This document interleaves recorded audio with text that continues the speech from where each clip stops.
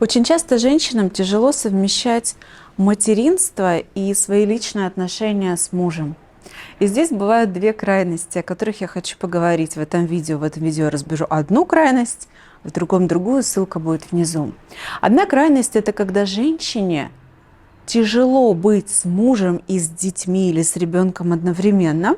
У них обычно конфликты бывают именно из-за воспитания детей. То есть, когда детей нету рядышком, садись, мой хороший, мы с семьей на детских каникулах сейчас в Черногории, поэтому вот у меня есть напарник на съемку видео. Мы сейчас в отеле.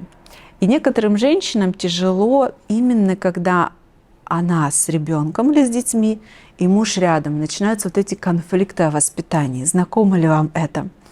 В этом видео поговорим про эту крайность, но есть еще другое видео о том, когда наоборот. Да, смотрите, как все интересно устроено в отношениях. Людей в какие-то крайности заносят. Наоборот, это когда наоборот. Наоборот, это когда наоборот. Масло масляное.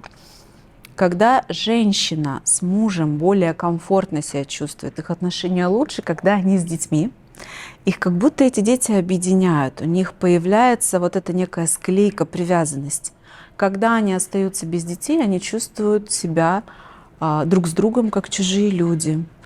И, соответственно, это тоже большая проблема, потому что дети-то однажды вырастут, уйдут в свою собственную жизнь, да, в личную. Правда, Дашуль? Правда. Уйдут когда-нибудь дети в свою жизнь. Да. Что тогда останется папе с мамой делать? Когда роль папы-мамы уже снимается, по сути, да, мы уже редко через нее контактируют. Где муж, жена? Муж, жена потерялись.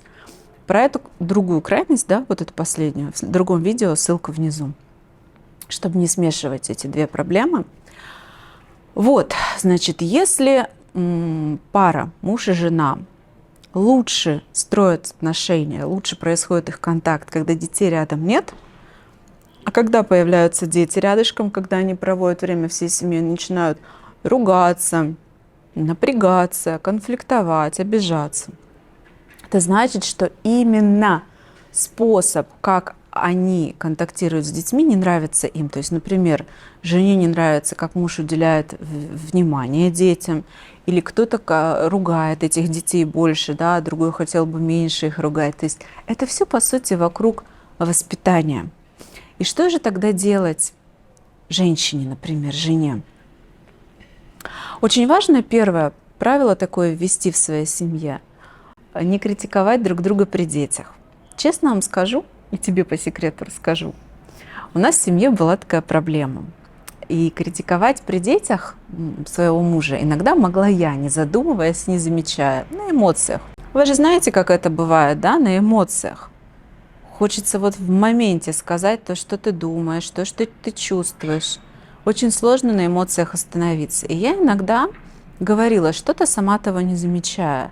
А муж потом меня ругал. Он мне говорил: зачем ты при детях это делаешь? Мы два взрослых.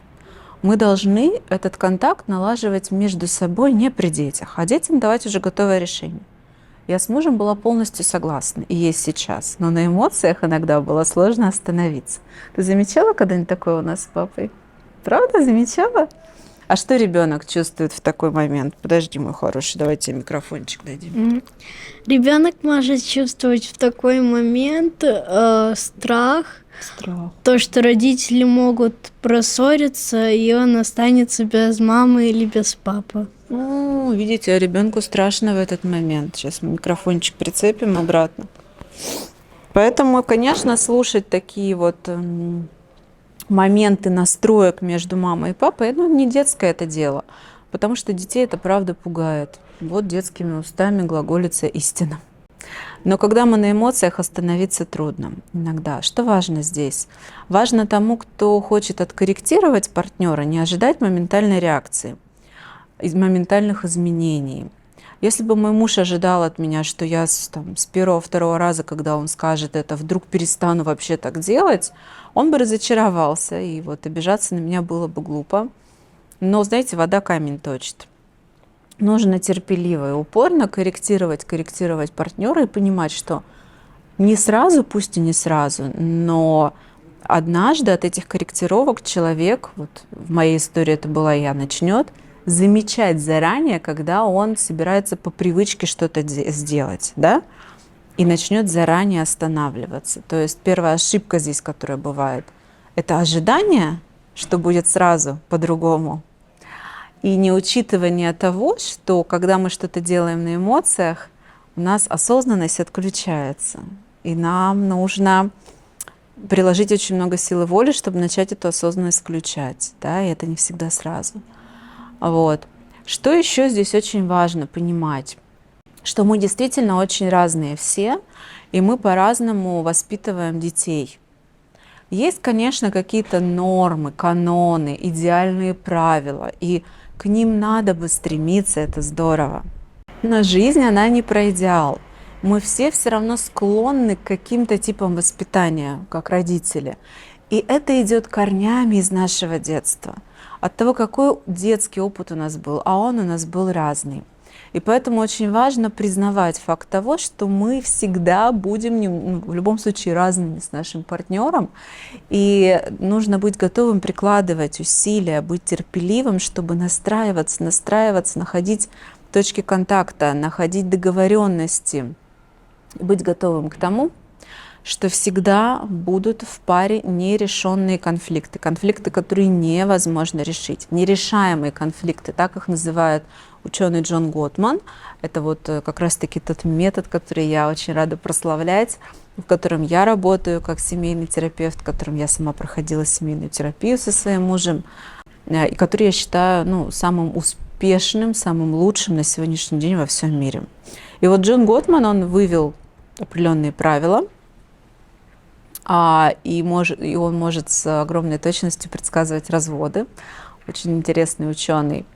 И он называет конфликты, делит на два вида: решаемые и нерешаемые. И есть в каждой семье всегда какие-то нерешаемые конфликты. И иногда эти нерешаемые конфликты именно в сфере воспитания детей. И здесь нужно проявлять, еще больше уважения друг к другу, и искать какие-то компромиссы, где-то уступать. Это целая наука, которую я, конечно же, не расскажу вам в одном видео. Какие-то базовые опорные точки я уже дала и назвала. Надеюсь, что они вам помогут. Ну а если вы хотите узнать больше о методике Джона Готмана, узнать какие-то важные детали, по которым вы сможете сделать свои личные настройки отношений, приглашаю вас ко мне на курс. Первая ступень этого курса бесплатная, можете ее пройти, ничего не теряете, поэтому внизу есть ссылка на регистрацию, пожалуйста, если хотите, регистрируйтесь. Задавайте вопросы, если они у вас есть, ставьте лайк, если досмотрели до конца, и до встречи в следующем видео.